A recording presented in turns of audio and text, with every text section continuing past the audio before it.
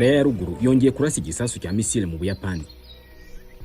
Ni igisasu cya 50 iki gihugu kirashe muri aya mezi birashize mu rwego rwo kugaragaza ko kitishimiye imyitozo ya gisirikare maze iminsi yuje ingabo za Korea y'Epfo n'iza Leta Zunze Ubumwe za Amerika.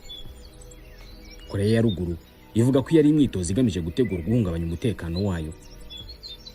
Barashe mu Buyapani kubera ko hasanzweho ubufatanye n'imikoranire hagati y'ingabo za Amerika, iz'Ubuyapani n'iza Korea y'Epfo.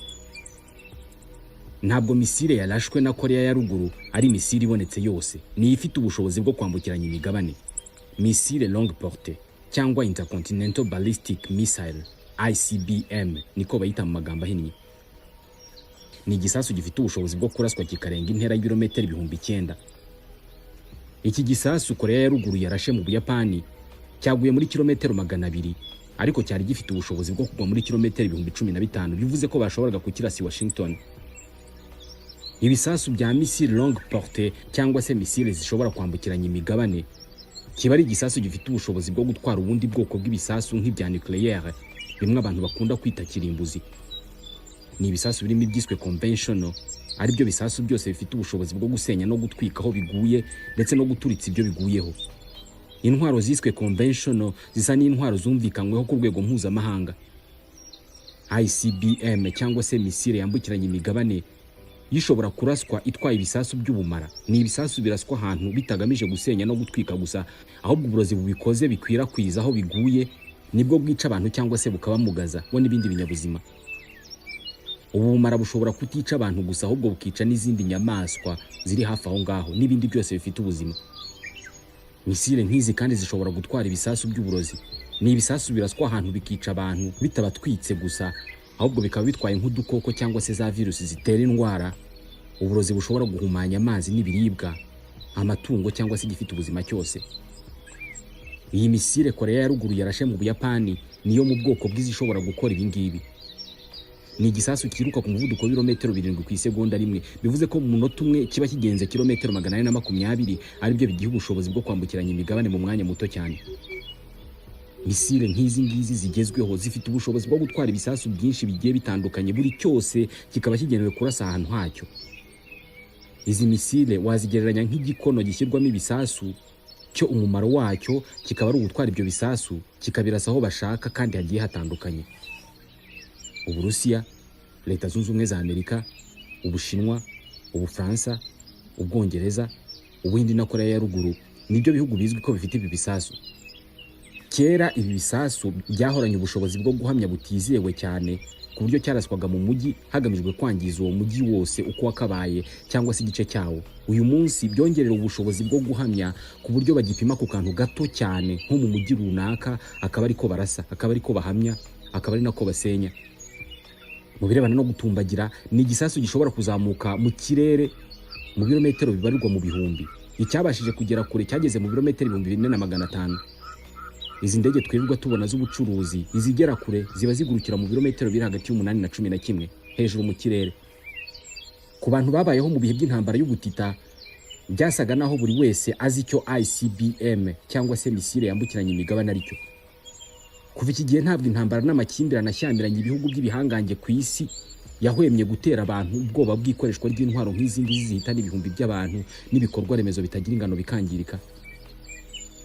Hagati y'umwaka w'1940 n'1996, Leta Zunze Ubumwe za Amerika zashoye nibura miliyari ibihumbi 10 na miliyoni 100 z'amadolari ya Amerika, uyabaze ku gaciro k'idolari ry'uyu munsi, mu bikorwa byo kubaka no gutunganya intwaro za nucléaire. Ni intwaro zisenya binyuze mu iturika ry'ibinyabutabire bizikoze birimo uranium. Bitekerezwa ko Leta Zunze Ubumwe za Amerika zakoze ibisasu bya nucléaire birenga 70,000 kuva mu 1945. Izi ngizi ni intwaro ziruti zakozwe n'ibindi bihugu bizifite byose byishyize hamwe. Leta Zunze Ubumwe za Amerika zagiye zivugurura izi ntwaro hakongerwamo ikoranabuhanga. Korea ya ruguru ikarasa bimwe mu bisasu bya misile mu nyanja no ku butaka. Bamwe mu bategetsi mu Burusiya bakavuga ko bashobora kuzakoresha zimwe muri izi ntwaro bafite. Ibi byose bituma hari abahita bibaza n'ibisiganwa cyangwa se irushanwa ry'intwaro za kirimbuzi hagati y'ibihugu bikize byaramaze kugaruka. Nubwo zitigeze zikoreshwa ku bantu, ariko icyagereranywa no kwerekana ibizigira cyangwa se gukangishanya kurashisha izi ntwaro ntabwo kigeze gihagarara kuva intambara y'ubutita yarangira.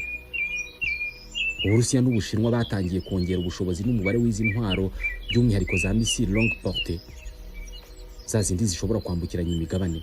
Ibi ngibi ni nako bimeze kuri Korea ya Ruguru, ari nayo mpamvu irimo kuzigerageza cyangwa se kuzikangisha bimwe mu bihugu badakundana. Mu 2018 Korea ya Ruguru yari ifite ibisasu bya nucleaire biri hagati ya 18 na 20. Intwaro nk'izi kubera ububasha ziba zifite bwo gusenya ndetse n'ingaruka ikoreshwa ryazo rigira, bazita arme de dissuasion. Intwaro zigamije gukanga umwanzi ngo niba hari igitekerezo yari afite cyo kugushotora abakiretse. Ushobora kuba nta kazi ufite cyangwa ushaka icyakunganira akufite. Reka nkurangire ikigo cyitwa Pheromone Farm. Iki kigo kizobereye mu buhinzi bw'ibihumyo, aho ahantu hatoya cyane ubona nta kintu hamaze. Bo bagufasha kubabyaza umusaruro. Ni abahanga kubera yuko banahawe igihembo na Minisiteri y'Urubyiruko n'Umuco, umuryango w'abibumbye wita ku iterambere UNDP, ndetse n'uw'abanyakoreya witwa Koika. Iki kigo rero Pheromone Farm nicyo kigufitiye promotion, aho bagukorera imigina, bakaguha abatekinisiye bagufasha ku buntu aho uri hose mu gihugu cy'u Rwanda bakugeraho. Ikindi kandi umusaruro iyo ubonetse baguha abakiriya bakakugurira wa musaruro wawe. Cyane cyane bafite abantu bakorana n'amahoteli n'amarestaurant n'amasupermarché, kimwe n'abantu ku giti cyabo bakeneye ibihumyo. Ikindi kandi ibyo muzakorana byose bishyirwa mu nyandiko muzasinyana. Basure kuri Cafe de Nyakabanda, ni ku muhanda uva Nyabugogo uzamuka Kimisagara wenda kugera kuri Stade Pele y'Inyamirambo. Wabasanga no ku Gisozi hafi y'umurenge. Wabahamagara cyangwa se ukabandikira kuri 0784 24 44 59. Wanabasura kuri YouTube yabo wanditseho Pheromone Farm, cyangwa ku zindi mbuga nkoranyambaga zose ni Pheromone Farm Company. Buri kimwe muri ibi bihugu gifite ibisasu bya nucleaire 100. Hamwe n'intambara ishyamiranyije Uburusiya na Ukraine ishyigikiwe n'ibihugu byinshi by'ibihangange by'Uburayi na Amerika. Uburusiya bufitanye ubushuti n'ibihugu by'ibihangange nk'Ubushinwa na Korea ya Ruguru. Ntabwo isi yaherukaga kwisanga mu bwoba bw'uko ibisasu bya nucleaire byakongera gukoreshwa. Amahirwe dufite ni uko tutazi byinshi ku buryo byagenda haramutse harashwe igisasu twita kirimbuzi ahantu runaka ku isi. Urugero rwonyine dufite ni ibyabaye ku mijyi ya Hiroshima na Nagasaki mu Buyapani mu 1945. Iki gihe ibisasu bibiri bya nucleaire byahitanye abantu 200,000.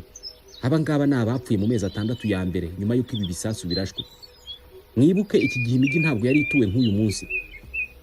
Uyu munsi ufashe umujyi nka New York, umwe mu mijyi minini ikura vuba kandi ubamo abantu benshi muri iki gihe cyacu, ukawujugunyamo igisasu nk'icyo barashe Hiroshima.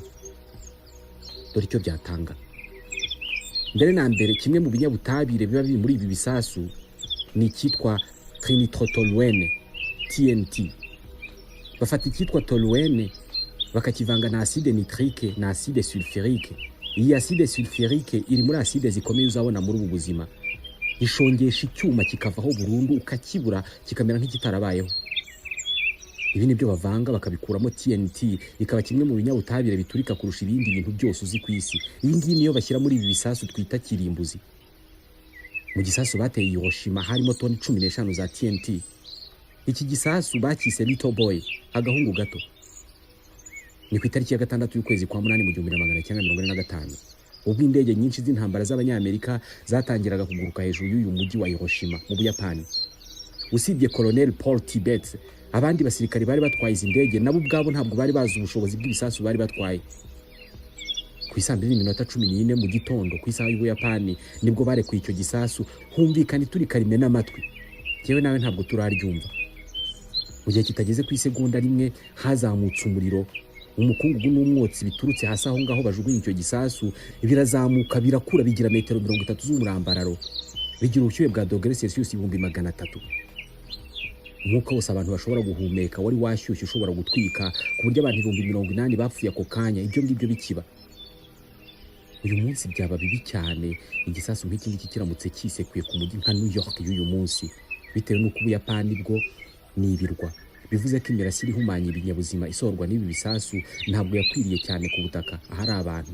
Ikindi ni uko Ubuyapani bukunda kwibasirwa n'imitingito, bityo ibikorwa remezo byabo byubakishwa ibikoresho byoroheje bitaremereye. Bivuze ko abantu benshi badafite ibyago byo kwirundwaho n'ibitaka na za beto zubatse ibikorwa remezo byabo. Igisasu nk'icyatewe Hiroshima kiramutse kijugunywe mu mujyi nka New York, mu gihe kitageze ku isegonda rimwe bagiteye ubushyuhe bwazamuka bukarenga igipimo cy'ubushyuhe buri ku zuba. Urumuri rwaterwa n'ibishashi by'iki gisasu rwagera nibura ku bantu bari mu birometero 20. Byatwara amasegonda ane yonyine ngo imiturirwa yo muri uyu mujyi isigara imeze nk'inkingi za beto zishinyitse aho ngaho. Icyo gihe inzu ngufi zaba zamaze guhinduka umuyonga. Imitingito yagera nibura mu ntera ya kilometero kari 70. Ibikoresho by'ikoranabuhanga by'itumanaho nka telefone zigendanwa ndetse na za mudasobwa byahagarika gukora kubera iyi mirasire. Ibi ni ibyoroshye kubera ko ibyago bikomeye byaterwa n'ikintu tudashobora no kubona. Imirasire isohorwa n'ibinyabutabire bikoze mwene ibi bisasu.